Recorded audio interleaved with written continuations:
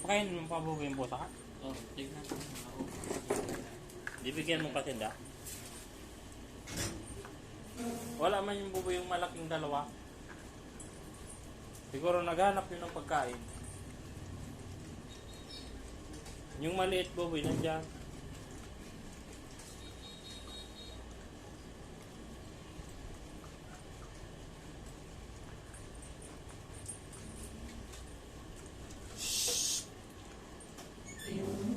Kalabasin mo na lang.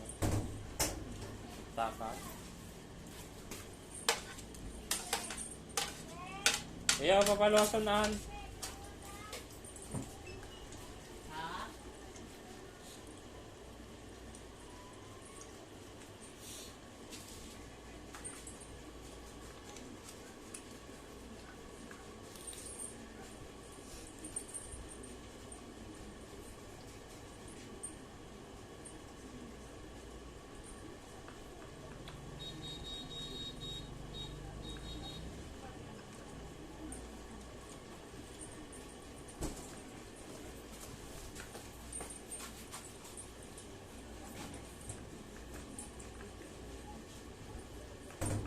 Nag-uulo kasi yun dyan buboy.